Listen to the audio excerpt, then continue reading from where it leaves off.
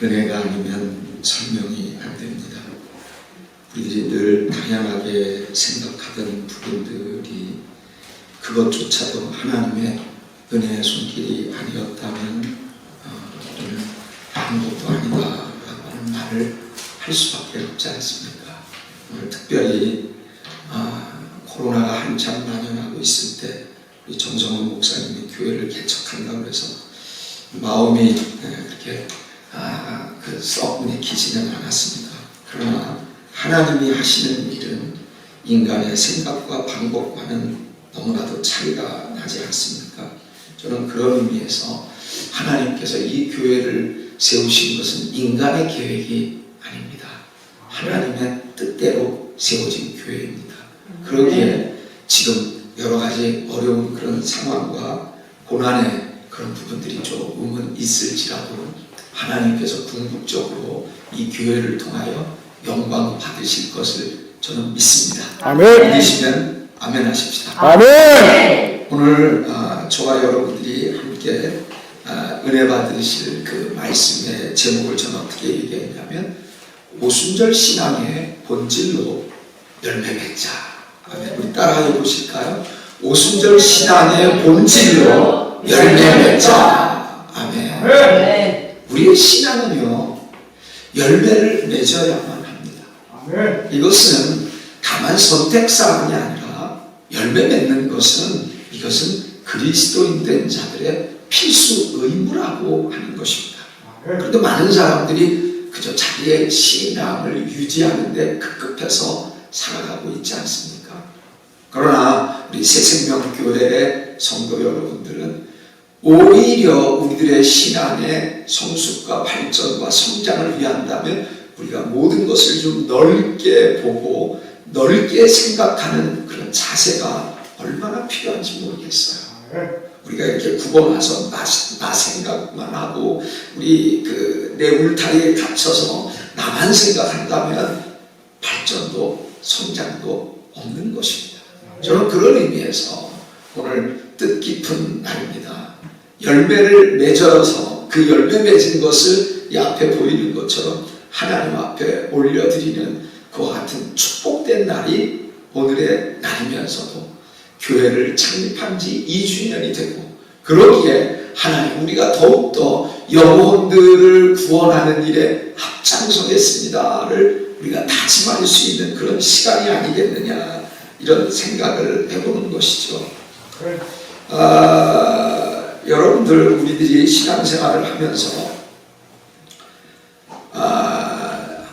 말씀을 풀기 전에 미국에 있었던 그 한 예를 여러분들에게 한번 좀 설명을 드릴까 합니다. 그것은 뭐냐면 미국의 텍사스에 한 교회가 있었는데 그 교회는 굉장히 땅이 아주 컸다라고 합니다. 땅이 엄청 큰데 어느 날 그 땅 뒤뜰에서 뭔가 이렇게 공사를 해야 할 일이 있어서 땅을 파게 된 거예요.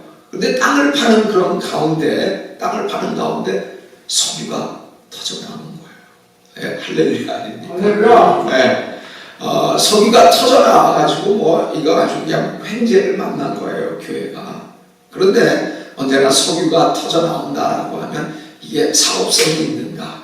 이게 잠깐은 터져나올지라도 이게 경제성이 있는가? 이런 것들이 검토돼야 되지 않아요? 그래서 전문가를 데리고 와서 사실 그 모든 것들을 한번 살펴봤다는 거예요.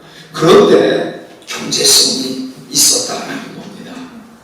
경제성이 있어서 몇십 년 동안 이 석유를 가지고 그 교회가 큰 일도 할 수 있게 되어진 거예요. 그런 가운데 교회가 총회를 소집하게 된 거예요. 총회를 소집하면서 어떤 생각들을 했을까요? 많은 생각들이 있었는데 그 총회에 그 의결된 주된 안건이 뭐냐 하면 우리는 이 그 시추에 관련된 모든 일들을 우리 교회가 직접 맡아서 하겠다.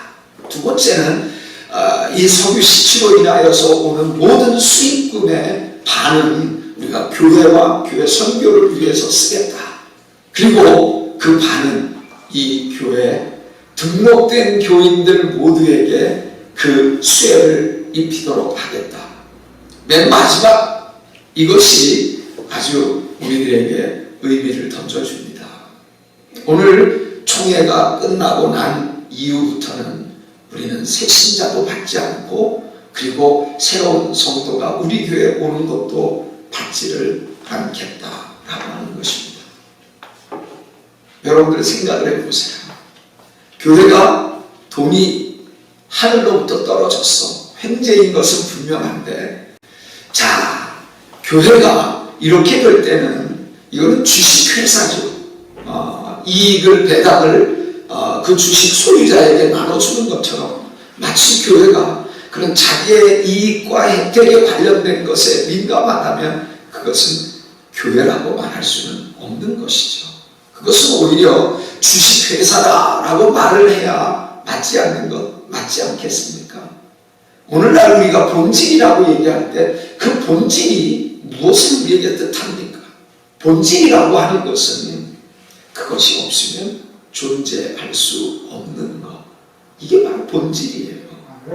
우리 기독교 신앙에 있어서도 당연히 본질이라고 하는 것이 있다라고 하는 것입니다. 그 본질을 우리들이 망각하게 되면 우리는 아무리 번들을 교회, 아무리 예배가 모든 부분들이 갖추어진 아름다운 교회에서 예배를 드린다 할지라도 본질이 상실이 된 교회에서는 아무리 우리가 하나님 앞에 예배를 드려도 하나님이 그 예배를 연락하시지 않는다라고 하는 겁니다. 오늘 그런 의미에서 우리는 이 시대를 본질로 살아가되 어떤 본질로 살아가느냐? 기독교 신앙의 본질이라고 하면 바로 성령이 오순절 마가다락방에 임했었던 그때가 아닙니까? 우리는 거기에서 본질을 찾아야 하는 겁니다. 그래서 그 본질을 가지고 우리들에게 다가오는 이 시대의 여러 가지 세속적인 분위기 속에서 우리들이 승리하고 열매를 맺어야 하는 것 아니겠습니까? 여러분들 이사야서 5장 20절에 보면 어떤 말씀이 있습니까? 이 시대는 악을 선하다라고 하고 또 거꾸로 선을 악하다라고 하는 시대가 바로 지금의 시대인 거예요. 사람의 보기에 사람의 입맛에 그저 좋으면 선한 거예요. 그렇지 않습니까? 동성애 하나님이 좋아하세요? 안 좋아해요? 그러나 동성애를 좋아하는 사람은 이거 선이다라고 얘기하는 거예요. 이렇게 선과 악이 하나님의 기준과 관점에서 뒤집어진 상황을 가리켜서 악한 시대다라고 말하는 것 아니겠습니까?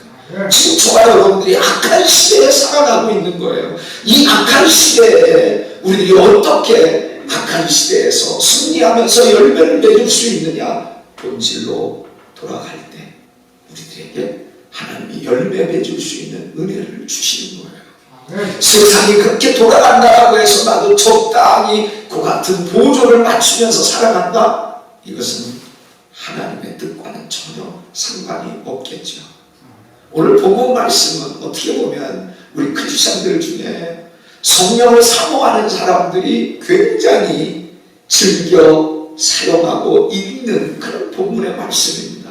그래서 저는 이 말씀이야말로 오순절의 본질을 설명하는 가장 본질적인 텍스트, 본문이다. 이렇게 말씀드리고 싶습니다. 오늘 이 말씀을 우리들이 가슴판에 새겨서 우리의 삶 속에 오순절의 본질, 신앙의 본질로 정말 여러분들이 승리를 해야 되겠습니다. 열매를 맺어야 되겠습니다. 자, 그러면 오늘 이 본문을 통하여서 첫 번째 살펴볼 수 있는 본질의 의미는 무엇입니까? 시대를 분별하는 거예요. 뭐라고요? 시대를 분별하는 거예요. 때를 분별하는 겁니다. 바로 지금의 때가 어떤 상황이길래 때를 분별하나? 오늘 본문 말씀 2장 1절에 보니까 오순절 날이 이미 이르네, 이런 말씀이 쓰여 있어요. 오순절, 바로 성령을 약속해 주시겠다라고 하나님께서는 오래전 구약시대에서부터 예언을 하시고 약속을 하시지 않았습니까? 그런데 본문 말씀해 보니까 오순절 날이 이미 이르네. 이것이 뜻하는 바는 바로 우리가 살아가고 있는 이 시대는 오순절 성령이 역사하고 있는 시대라는 거예요. 아멘. 자, 이 시대가 그런 시대라면 우리는 그 시대에 걸맞춰서 살아가야 되는 것 아니겠습니까? 아멘. 전도서에 있는 말씀이 있어요.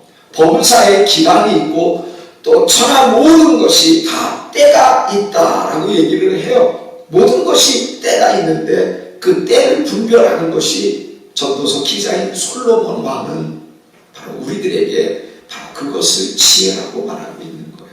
생각해 보세요. 장례식장에 가가지고 희덕거리고 막 즐거워하고 뭐 이상한 소리 내고 막 그러면은 좀 그거 아니잖아요. 그리고 돌잔치에 초대를 받았는데 그 기뻐해야 할 돌잔치 자리에서 괜히 오만상 써가면서 슬픈 얘기나 하고 슬프게 막 울고 흐느낀다면 이런 사람을 우리는 어떻게 이해해야 할까요? 좀 뭔가 우매한 사람 아니냐, 어리석은 사람 아니냐, 이렇게 말하는 것 아닙니까? 마찬가지입니다. 오늘날 이 시대가 성령의 시대고 이미 하나님께서 성령을 우리들에게 약속하신 대로 성령이 역사되고 있는 이와 같은 시대에 우리들이 그것을 까맣게 잊어버리면서 성령과 상관이 없는 삶을 살아가고 있다면 이거야말로 어리석은 삶이 아니겠느냐라는 거죠. 오늘 저와 여러분들이 명심해야 합니다.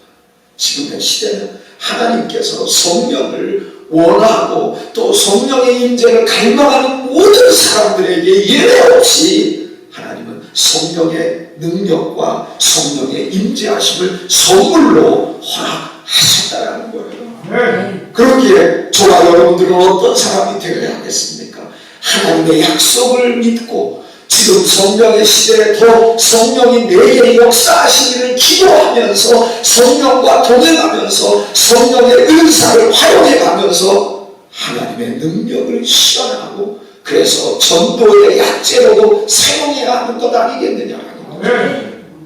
오늘 저와 여러분들이 시대를 분별하고 있는 그 영성이 우리들에게 더할 나위 없이 필요하다라고 하는 거예요. 요엘서 2장 28절에 있는 말씀을 보면 그 후에 내가 만민에게 내 영을 부어주리니 이렇게 약속을 하셨어요. 하나님은 요엘 선지자를 통해서 수천 년 전에 그 같은 약속을 이미 하신 겁니다. 그런데 그 말씀에 좀 특이한 게 있어요. 성령을 부어주리니, 이 부어주리는 이런 표현은 마치 장마철에 비가 억수로 쏟아져 내리는 겁니다. 꼭 마치 바켓에 물을 잔뜩 부어가지고 그냥 이렇게 쏟아붓는 듯한 표현이 부어주리니, pour out이라고 하는 표현으로도 사용되어지고 있는 겁니다. 그만큼 하나님께서는 성령에 대해서 마음을 열어놓고 갈망하면 부어주시겠다라고 하는 것이 주님의 뜻인 거예요. 이것을 깨닫을 때 우리들의 신앙의 성장이 생겨나는 거예요. 근데 요엘서 2장 23절에는 어떻게 말씀하고 있느냐 하면 그가 너희를 위하여 비를 내리시니 이른 비와 늦은 비를 내리실 텐데 이른 비와 늦은 비가 예전과 같을 것이요, 이런 말씀이 있어요. 아까 우리가 예상한 게 딱 떨어진 거예요. 부어주리니라고 했는데 하나님께서는 비를 내려주시겠다. 이스라엘은 사막이 있는 그 중앙에 이스라엘이 거처하고 있어요. 그러기에 하늘로부터 하나님이 비를 내려주시지 아니하면 아무것도 그들은 수확할 것이 없다라는 거예요. 그런 의미에서 비는 그들에게 하나님의 은혜와도 다를 바가 없는 겁니다. 그 은혜가 비같이 퍼부어지겠다라고 약속하셨는데 바로 여기에서 이른 비와 늦은 비로 구분을 하지 않았어요. 우리 오순절 신앙을 가지고 있는 우리 목사님들은 그 이른 비와 늦은 비를 어떻게 해석해야 하느냐면 이른 비를 바로 초대교회에 성령이 역사되어져서 오늘 본문에 나와 있는 것처럼 바로 120 문도들이 모여서 하나님 앞에 간절히 기도하고 간구했을 때 성령의 역사가 임하면서 성령 충만함을 받고 그들이 또 다른 방언을 말하기 시작했다라고 하는 겁니다. 바로 성령이 역사되어질 때 그와 같은 일이 벌어지는 거예요. 이런 의미가 바로 초대교회를 세울 수 있고 탄생시킬 수 있는 바로 그것을 비유하는 개념이 이른비라고 하는 거예요. 그러면 늦은 비는 뭘까요? 2000년 기독교 역사 속에 초대교회처럼 뜨거운 그와 같은 시기가 없었어요. 그런데 물론 역사 속에 기독교 역사 속에 중간중간 성령의 역사가 강력하게 임한 때도 있었지만 그러나 초대교회만큼 미치지는 못했습니다. 그런 분위기가 쭉 흘러가면서 여러 가지 영성 운동도 있었고 여러 가지 변화의 요인이 있었지만 그리고 또 종교 개혁도 있었지만 그러나 초대교회에 버금가는 성령의 역사는 바로 말세의 진화에 다시 말하면 예수 그리스도께서 이 땅에 재림하신 그 즈음에서 또 한 차례 놀랍도록 하나님께서는 성령의 역사를 준비하고 계신다는 의미예요.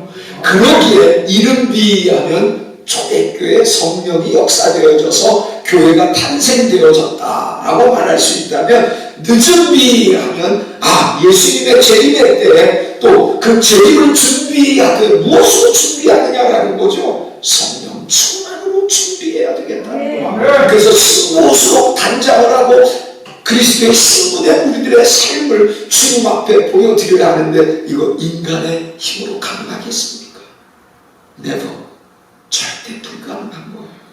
그러기에 늦은 때에 또 하나님께서는 성령을 공급해 주시겠다라고 한 게 그게 바로 늦은 비라고 하는 이 사실을 여러분들이 기억하시기를 바랍니다. 이스라엘의 3대 절기가 있죠. 자, 첫 번째 유월절. 자, 두 번째 오늘 언급하고 있는 오순절. 자, 그리고 마지막 세 번째 장막절이 있어요. 근데 이 세 절기는 어떻게 보면 예수 그리스도의 구속사적인 그 여정을 우리들에게 암시하고 있다는 거예요. 왜?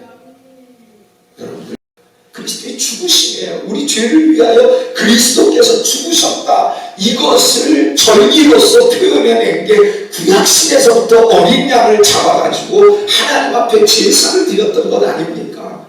자, 그러면 두 번째로 오순절은 이미 말씀드린 대로 성령 강림을 의미하는 거예요. 세 번째는요, 장막절이라고 그러지 않았습니까?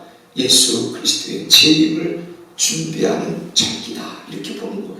그러니까 예수 그리스도가 중심이 되어져서 그리스도의 죽으심과 그리고 하늘에 올라가시면서 우리들에게 약속하신 대로 성령을 부어주시는 것과 그러면서 이 모든 것의 피날레를 장식하는 그 같은 너무나도 소중한 주님의 재림의 때를 상징하는 장막절.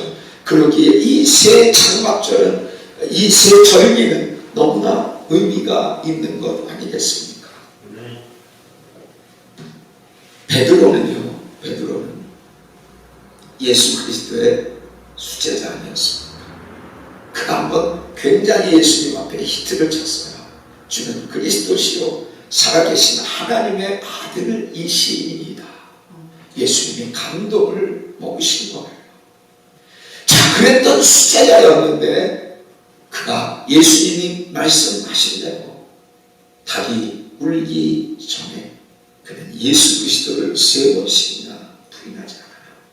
자기가 살아냈던 스승, 자기가 그토록 의지하고 또 마음을 불태웠었던 그 대상인 예수 그리스도가 힘을 잃은 것 같고 사람들에게 멸시와 천대를 받아가면서 채찍까지 맞으시는 그 현장에서 베드로도 두려움을 느꼈던 겁니다. 그런 상황 속에서 그는 예수 그리스도를 부인하지 않았습니다. 예수의 제자들도 이런 속성이 있는 거예요. 마찬가지. 우리들도 신앙이 좋을 때야 상관이 없지만 그렇지 않을 때도 얼마나 많이 있습니다.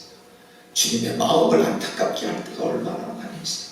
주님에게 상처를 입힐 때가 얼마나 많이 있어요. 모든 것을 내 주관대로 해서 주님께 우리들의 마음을 빼앗겨버리는 듯한 그 분위기가 얼마나 우리들을 통하여서 자연이 되어졌느냐라는 거예요. 성경은 이처럼 우리들에게 위로도 줘요. 베드로 같은 사람도 하나님 그와 같은 짓을 행했구나. 아니면 주님은 베드로를 그와 같은 낙심한 상황에서 그와 같은 가슴의 심정에 그 정신적인 부담을 안고 평생을 살도록 그렇게 내버려 두셨던가요? 아닙니다. 예수님이 부활하시고 사랑으로 그를 다시금 이끌어 주셨어요. 그러면서 제자들에게 오순절 성령을 기다리라라고 말하시지 않았습니까?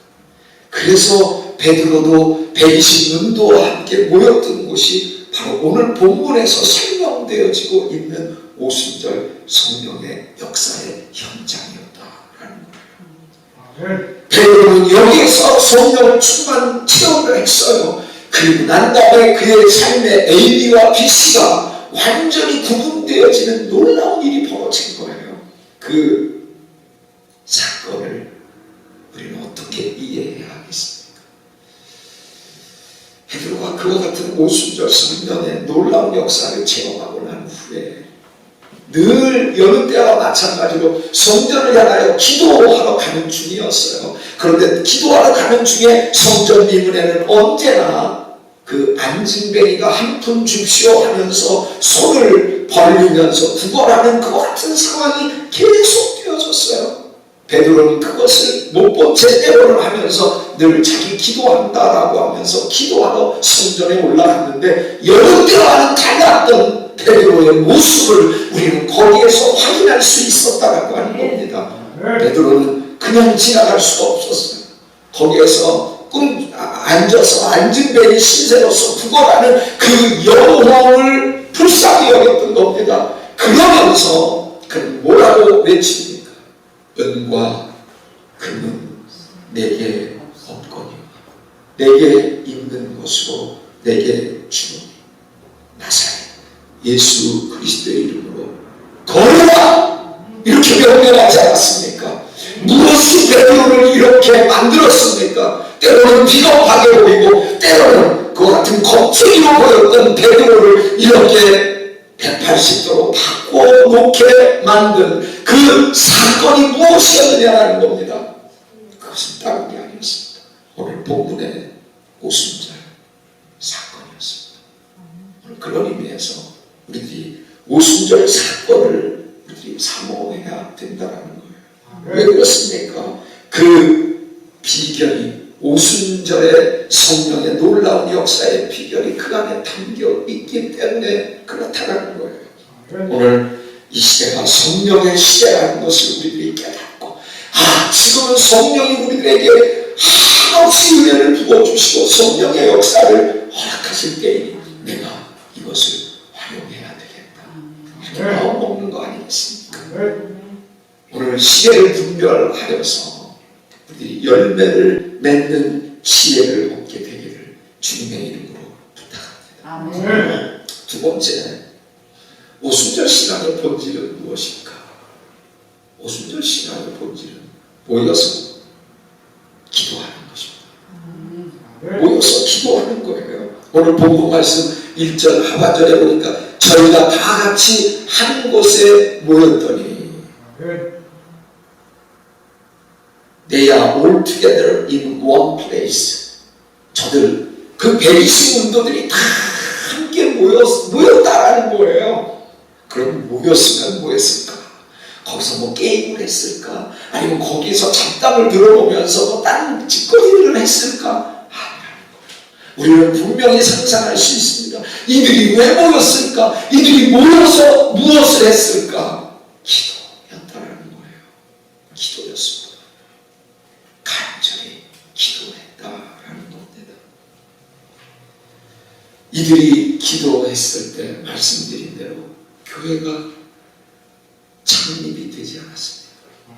오늘 이 교회가 바로 눈물로 기도하여서 창립된 교회라는 거예요. 아멘. 그렇게 우리는 교회를 겉으로만 판단할 수가 없어요. 교회를 가리켜서 우리가 에클레시아라고 얘기하지 않습니까? 에크는 밖으로부터라고 하는 뜻입니다.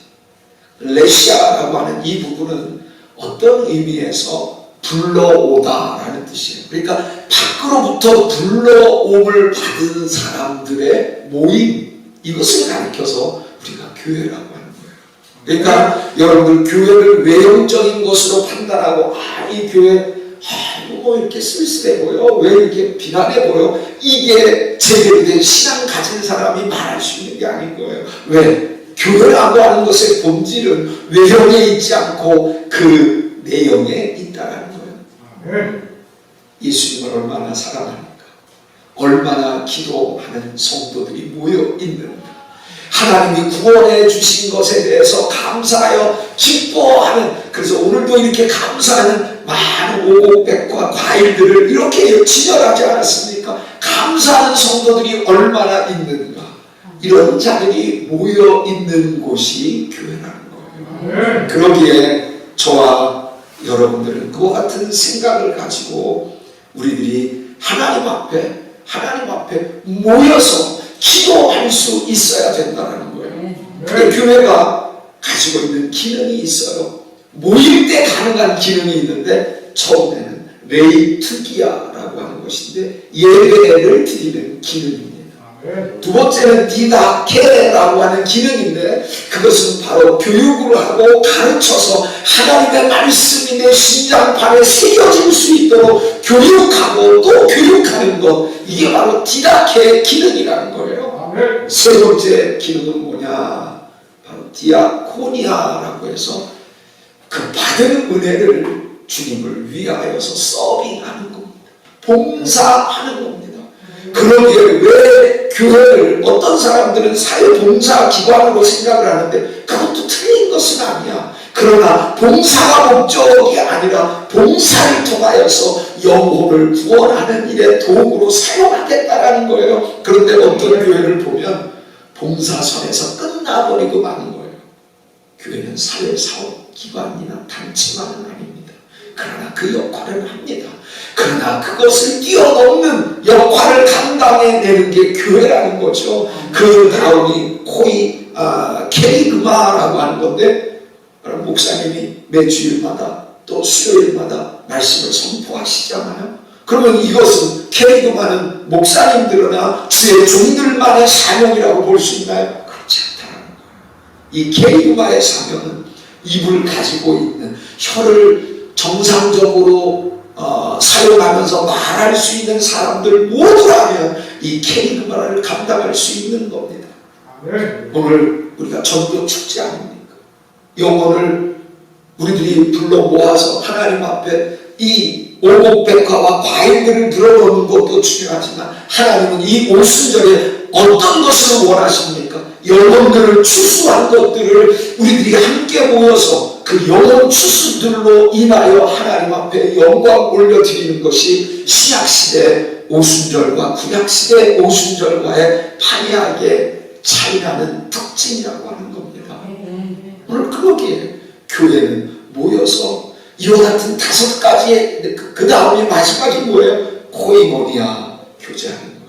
오늘 우리가 예배가 끝나면 언제나 또 사모님이 준비하신 그 음식을 또 우리들이 같이 나누면서 교제도 하고 우리들이 함께 시간들을 갖잖아요. 그게 바로 코이노니아예요. 그래서 그리스도의 사랑이 우리들의 마음속에 배어날 수 있도록 하는 것, 그게 바로 코이노니아입니다. 그러기에 여러분들 이 코이노니아를 중요하게 생각하면서 사랑하실 수 있기를 바랍니다. 이 5가지의 기능이 교회에서 원활히 이루어지기 위하여서 어떻게 해야 되겠느냐? 기도해야 한다.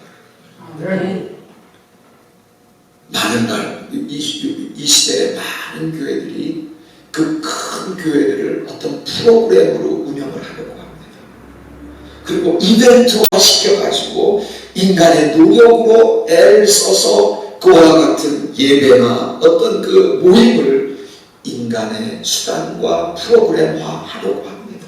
그러나 주님의 마음을 끌어올 수는 없어요. 왜? 교회의 모든 것은 기도로 시작해서 기도로 마무리되어져야 하는데 프로그램으로 기획하고 프로그램으로 모든 것을 짜놓는 교회는 잠깐은 사람들의 구미를 당기게 만들 수 있지만 하나님의 입맛을 당기게 할 수는 없다라는 사실을 우리들이 명심해야 할 줄로 믿습니다. 말 못하는 귀신 들린 한 아이의 아버지가 있었어요. 그 아버지의 심정이 오죽했겠습니까? 그래서 이 아버지가 결단하고 그 아들을 데리고 예수님이 있는 데로 찾아갔습니다. 그런데 예수님이 안 계셨어요. 예수님이 부재인 상태였어요.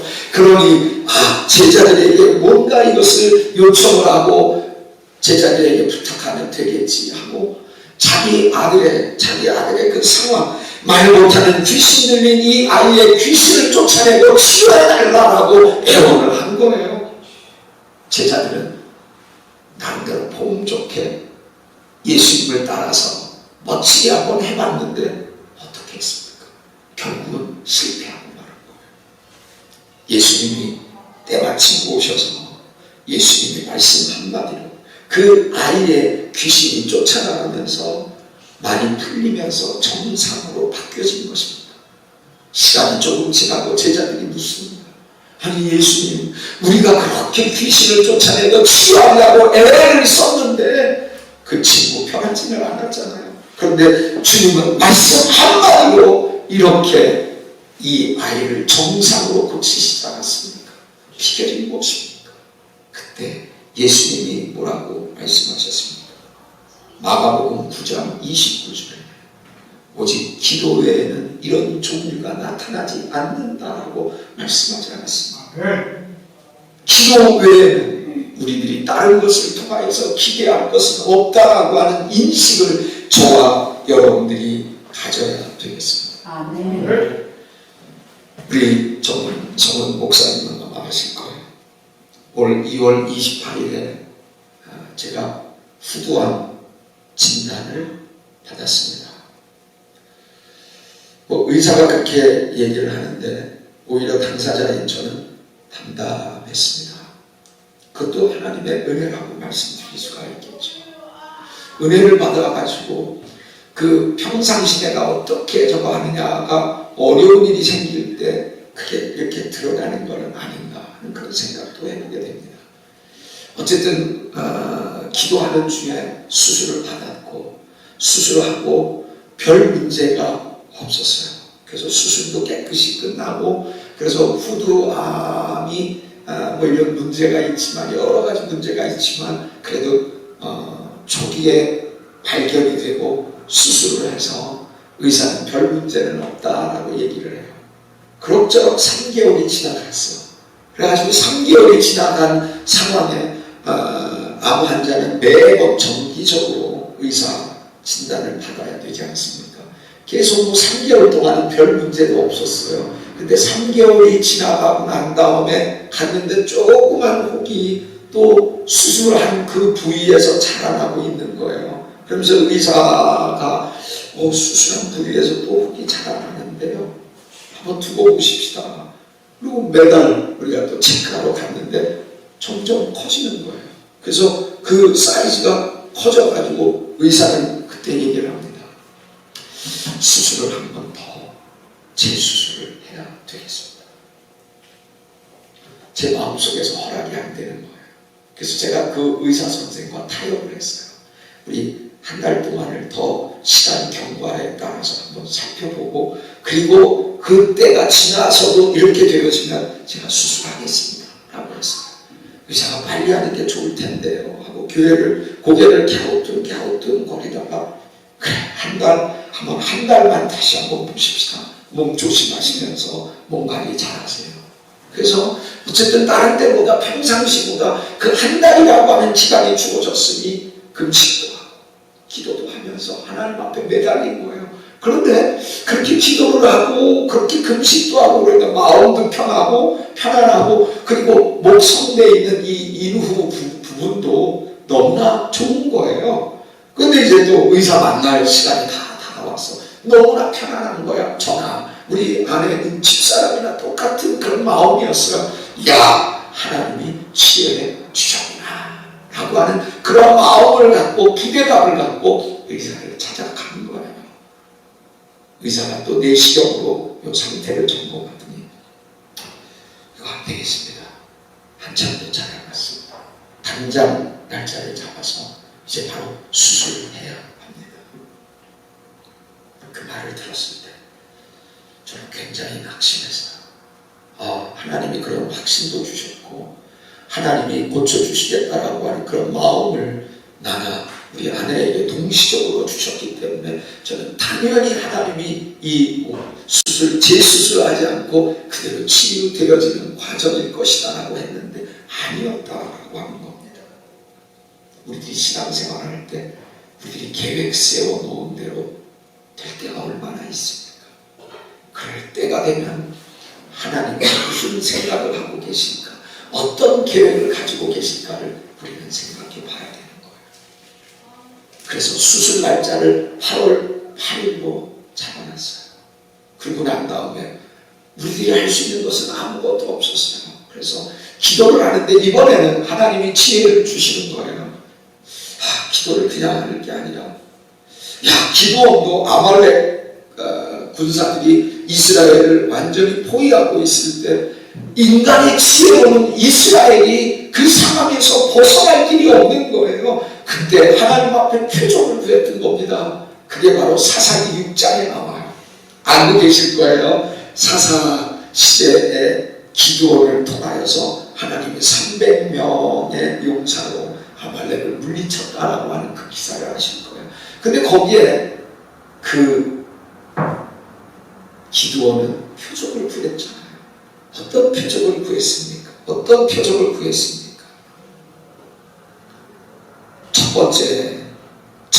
번째 그거는 양털 뭉치는 이스라엘 저절이지만 그 주변에 그 땅은 젖어 있게 해달라고 기도를 했더니 그대로 된 거예요. 근데 한 번 가지고는 마음이 차지 않아요. 그래서 또다시 표적을 구하는 거예요. 이제는 어떻게 또 저걸 했습니까? 양털 뭉치는 있는 그곳은 완전히 말라있고 그리고 그 주변은 젖게 해달라고 기도를 했더니 또 그 기도도 그대로 하나님이 이루어 주신 거예요. 이게 바로 기도원의 표적입니다.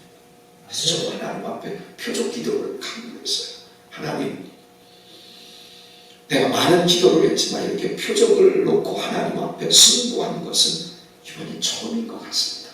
하나님 응답해 주세요 하고 그냥 기도를 하면서 하나님 앞에 간구하는 나날들을 보내고 있었고요. 그런 가운데 수술 일정이 거의 일주일 정도 남아있는 그때 금요일날 저녁이었는데 목이 너무나 답답한 거예요. 숨을 쉴 수가 없을 정도고 말도 못할 정도가 돼버린 거예요. 그래서 여보 이게 웬일이야. 아니 여태까지 상태가 이러지는 않았잖아. 근데 이거 오늘 이거 너무나 심각하네. 이거 웬일일까 하면서 어쨌든 밤을 지냈습니다. 그 다음 날이 토요일이었기 때문에 병원의 의사한테 전화를 했는데 소수 몇 명 그 수술 환자에게만 진단을 하지 그 진단을 모든 환자에게 열어놓은 게 아니기 때문에 비상 전화 연락망을 통하여서 이 상황을 이야기하려고 전화를 걸었습니다. 그래서 그 얘기를 했고요. 그래서 또 하나님 죽이되든 밥이되든 하나님께 맡깁니다 하고 학교를 가는데 엘리베이터를 탁 내려가는데 갑자기 재채기가 나오는 거예요. 재채기가 크게 나오는데 물론 제가 마스크를 썼죠. 재채기를 크게 하는데 뭔가 재채기를 하는 가운데 뭔가 피 같은 것이 그 마스크 속에 흥건하게 배어드는 거예요. 바로 하나님이 수술을 하신 거예요. 아멘. 목의 혹이 저절로 제거가 되어진 겁니다.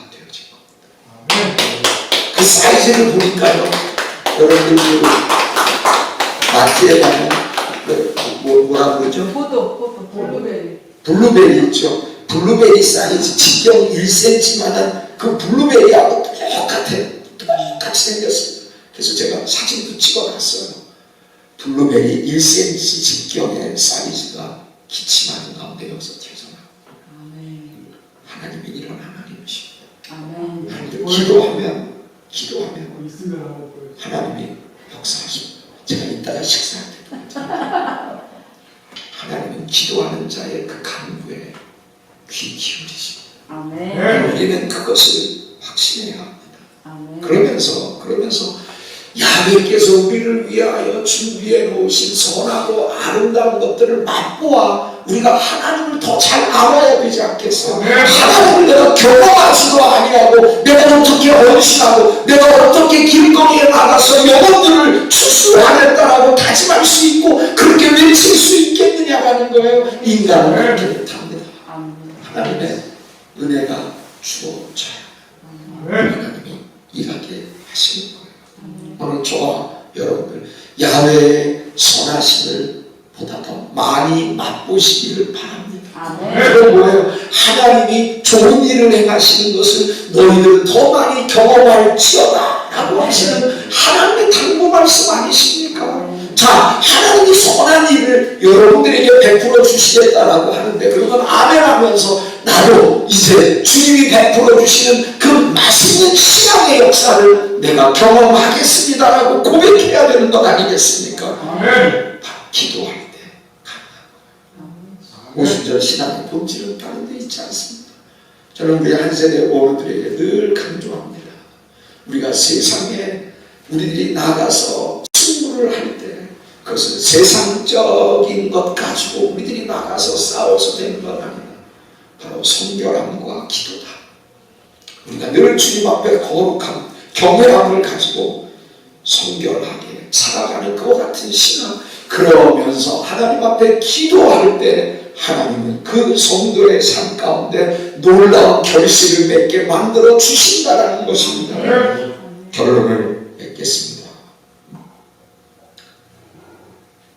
오순절의 본질은 결국 성령을 체험하는 거예요. 오늘 본문 말씀 2장 1절로부터 4절에 있는 말씀 가운데 오늘 본문 말씀 2절 3절의 말씀이 바로 그 내용들을 우리들에게 그대로 얘기합니다. 호련히 하늘로부터 급하고 강한 바람 같은 소리가 있어 저희 앉은 온 집에 가득하더니 라고 하면서 성령의 역사가 놀랍도록 임했던 거예요. 불의 혀같이 갈라지는 것이 저희에게 보여 각 사람에게 임하여 있더니 저희가 다 성령의 충만함을 받고 성령이 말하게 하심을 따라 다른 방언을 말하기 시작합니다. 바로 이 역사가 오늘 우리 교회에서 계속해서 일상이 되어져야 합니다. 하나님을 믿는 백성들이 능력이 있어야 돼요. 세상 재력 가지고 신앙생활하는 것 아닙니다. 하나님의 능력을 가지고 신앙생활하는 것 아니겠어요? 그 능력이 후련되어져야 우리는 신바라는 신앙생활을 살아갈 수 있다라고 하는 거예요. 우리 정성훈 목사님과 사모님 제대로 오순절 신앙의 본질을 터득하신 분들이에요. 이 시대 귀한 목자와 더불어 우리들이 평생 주님 오실 때까지 함께 신앙을 한다라고 하는 것이 얼마나 큰 축복인지 아십니까? 여러분들 이 귀한 목사님과 사모님과 더불어 여러분들 신앙을 온전히 주님 안에서 열매 맺는 방식으로 나아가게 되시기를 주님의 이름으로 부탁드립니다. 예수님은 자신을 포도나무여 너희는 가지니 라고 말씀을 하셨어요. 그러면서 뭐라고 말씀하십니까? 너희가 내 안에 내가 너희 안에 있으면 뭐라고 하십니까? 다시를 말하겠나니 너희가 나를 떠나서는 아무것도 할 수 없는 포도나무와 가지의 관계는요 붙어있기만 하면 되는 겁니다. 붙어서 그 나무에서 빨아올리는 수액을 우리가 그저 함께 나누기만 하면 되는 겁니다. 붙어있기만 하면 되는 거예요. 근데 우리가 붙어있지를 못하는 거예요. 하나님께서는 여러분들에게 율법을 통하여서 여러분들에게 법을 주고 여러분들을 윽박지르시는 분이 아니세요. 주님은 우리들에게 붙어 있기만 하라는 거예요. 그들 포도나무와 가지의 비유의 본질인 것을 믿으시면 안 되십니다. 붙어 있으십시다. 붙어 있으면 사는 거고 떨어져 버리면 우리는 죽는 거예요. 아멘. 이 부분은 우리들이 평생 결단하며 나가야 할 줄로 믿습니다. 아멘. 오늘 저와 여러분들이 이 세 가지 오순절 신앙의 본질을 살펴봤어요. 성령의 시대다. 모여서 기도해야 됩니다. 성령 충만함으로 신부의 위상을 이어가 주님 오실 때를 대비해야 되겠다. 이게 신앙의 본질 아닙니까? 오늘 우리는 그 오순절 절기 가운데 왜 오순절이 가운데 있느냐? 가운데 있는 그 부분을 제껴버리고 6월절에서 바로 장막절로 뛸 수가 없다는 거예요. 오순절을 통과해야만 하는 겁니다. 성령을 체험해야만 하는 겁니다. 이거 없으면 형식적인 신앙인으로 전락할 수밖에 없어요. 오늘 이 말씀을 생각하면서 주님, 나에게 어찌하든지 성령께서 나를 다스려 주시고 성령께서 나를 만져주시고 성령께서 나에게 운행하시고 임재하시어서 나로 이 시대를 강력하게 성령의 능력으로 승리하며 열매 맺도록 도와주옵소서. 우리들이 이 말씀 생각하면서 주의 이름 세 번 외치고 간절히 기도합니다. 주여, 주여, 주여. 할렐루야. 오늘 우리 오순절 신앙의 모습으로 열매를 따르는 귀한 말씀을 통하여 하나님 이 시대를 분별하는 종들이 되게 하여 주시옵소서. 하나님 이 시대 속에서 아버지 하나님 함께 모여 기도하는 자들이 되게 하여 주시옵소서. 아버지 하나님 충분한 영성으로 주님을 기다리는 거룩한 우리의 사명으로 아버지 하나님 주님께 붙어있는 우리 세계에 사랑하는 성도들이 될 수 있도록 그래서 성령 하나님 인도하여 주시옵소서. 오직 우리 하나님께 영광 돌리는 우리들의 삶이 될 수 있도록 주님 우리의 삶을 가면서 주님을 경험하게 하여 주시옵소서.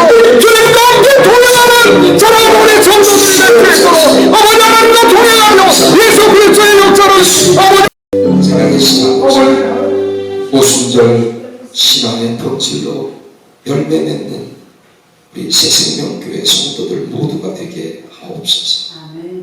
주님께서는 이제 이 교회를 통하여 하나님의 위대한 역사를 일으키실 놀라운 계획을 갖고 계시오니 우리 생명의 교회에 하나님이 놀라운 역사를 허락하여 주시옵소서.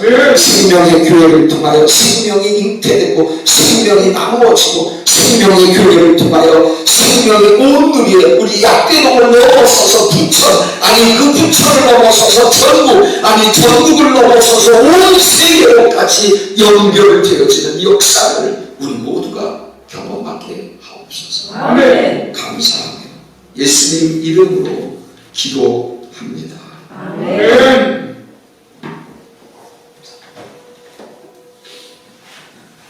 할렐루야. 우리 은혜의 말씀을 증거해 주신 우리 은혜 주신 우리 배우성 목사님께 감사의 박수를 올려드리겠습니다.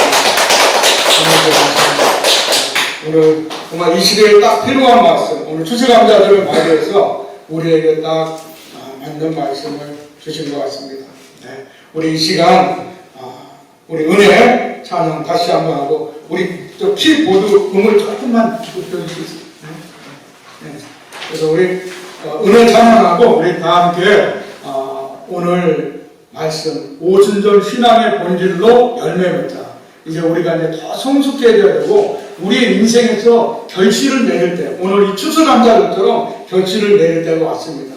이 시대를 분별하고 정말 우리 함께 더 모여서 기도하고 주님께 정말 신부의 영성으로 주님 기다리는 그 사모함으로 떠나지 말고 함께 손에 붙잡고 주님 모시기를 우리 함께 드리옵소서. 이루면서 우리 오늘 말씀을 제작하고 오늘 말씀을 대원해 주신 우리 명성 목사님 제가 같이 더 건강하게 우리 하늘나라 대학원장님 더 큰 기쁨으로 나아가서 이 시대에 쓰임받는 큰 귀한 종이 될 수 있도록 또 가정을 위해서 우리 또 생명의 성도님들 한 분 한 분의 건강을 위해서 우리 교회가 또 2023년에는 일어나가 빛을나와 건강에 매진하여서 하나님께 영광 돌리는 열매되는 수 있는 교회가 될 수 있도록 이상 주여 전장님을 주님께 통성으로 기도하시겠습니다.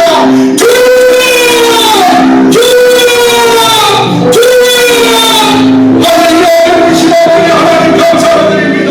신을 모르는 하나님 어디 있는 것들이 너무나 많이 일어나는 이 시대에 아버지 하나님 때문에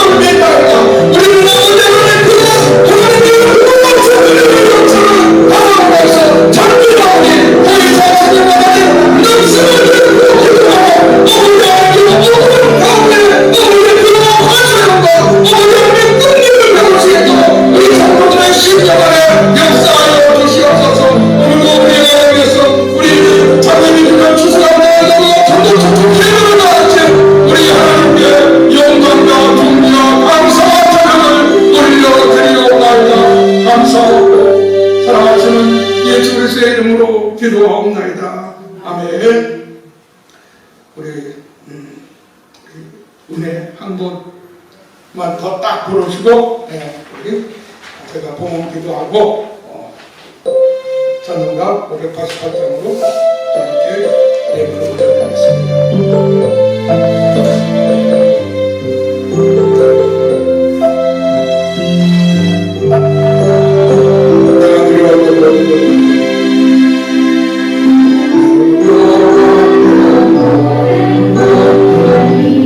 내가 지금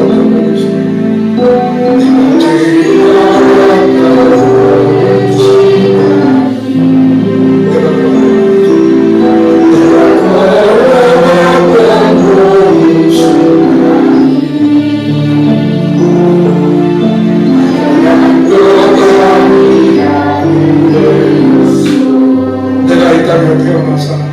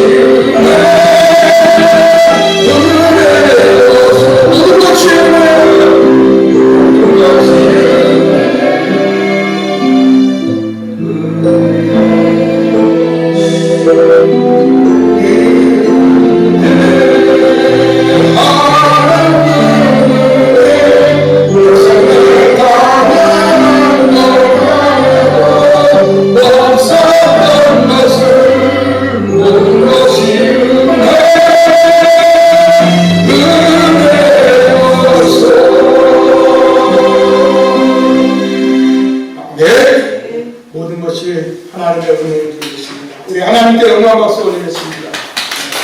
찬송가 558장 부르시면서 준비한 예배를 하나님께 올려드리겠습니다. 작년 1주년 588장입니다. 네. 작년 1주년 기념 추수감사 예배 때는 우리 박기성 성도님이 오셨어. 또 올해는 김희 성도님이 온다고 했는데 참 마음 아프지만 계속 기도합시다.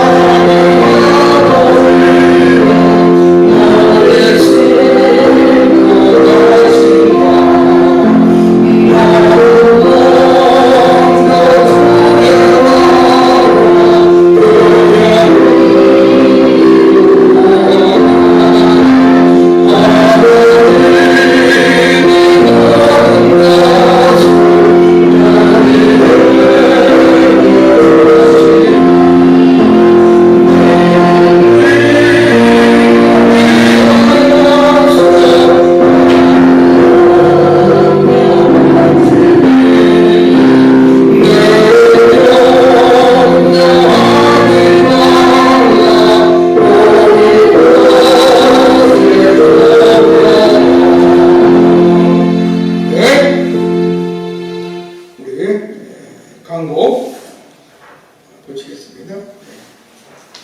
그리고 오늘 창립 2주년 추수감사를 전도초청 예배에 오신 모든 분들을 사랑하고 축복합니다. 오늘 말씀을 들어주신 우리 한세대학교 전성 목사님께 다시 한번 감사를 드립니다. 창립 2주년 우리 예배 후에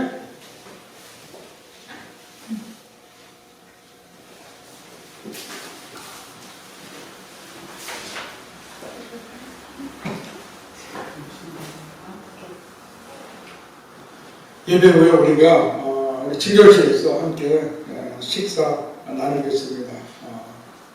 오늘 좀 풍성하게 준비했습니다. 먹는 것이 남는 겁니다. 이사입니다. 알레루야! 오늘 못 오신 분들은 못 먹습니다. 그리고 가실 때 우리 떡과 과일 좀 이렇게 준비했습니다. 이렇게 하나씩 받아가시기 바랍니다. 네. 오늘 우리 주기도성 부르치고 우리 대원성 목사님께서 나오셔서 봉헌 기도 및 축도로서 모든 우리 창립 2주년 추수감사절 및 전도초청 예배를 마치도록 하겠습니다. 주기도성 부르치겠습니다.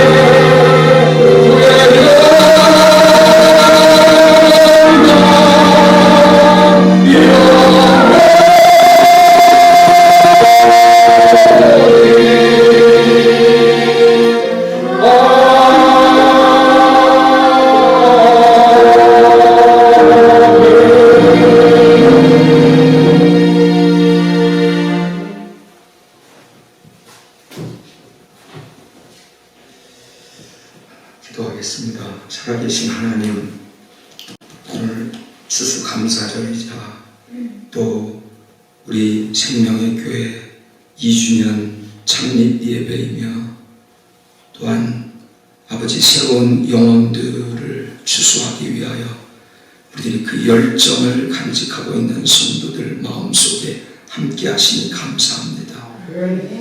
아버지 하나님의 그 은혜와 사랑이 너무나도 크고 감격스러워 우리들이 그 마음을 표현하고자 우리들이 애쓰지만 오늘 이렇게 물질로 예물로 하나님 앞에 봉헌을 드립니다. 이 예물을 받으시고 특별히 살아가는 성도들 가운데 아버지 이 땅에 살아가는 데 있어서 다가오는 많은 문제로부터 하나님이 자유케 하여 주옵소서. 믿는 자들에게는 이런 표적이 따르리니 곧 저희가 내 이름으로 귀신을 쫓아내며 새 방언을 말하며 뱀을 치우며 무슨 독을 마실지라도 해를 받지 아니하며 병든 자에게 손을 얹은 즉 나으리라 약속하셨사오니 약속의 말씀에 의지하여 가진 모든 질병과 귀신의 세력을 쫓습니다. 주신의 세력은 떠나갈지어다. 깨끗함을 받을지어다. 하나님 앞에서 건강할지어다. 예물을 받으시고 30배, 60배, 100배로 축복하옵소서. 이제는 우리 주 예수 그리스도의 무한하신 은혜와 아버지 하나님의 극진하신 사랑과 보혜사 성령님의 내주 충만 교통하심이 오늘 창립 2주년에 모여서 우리들이 하나님이 베풀어 주신 추수에 감사하며 영혼들 추수를 다짐하는 당신의 사랑하는 백성들 모두에게 생명의 교회 목사님 가족들 그리고 성도들에게 이르기까지 이제부터 영원토록 함께 계실지어다. 아멘.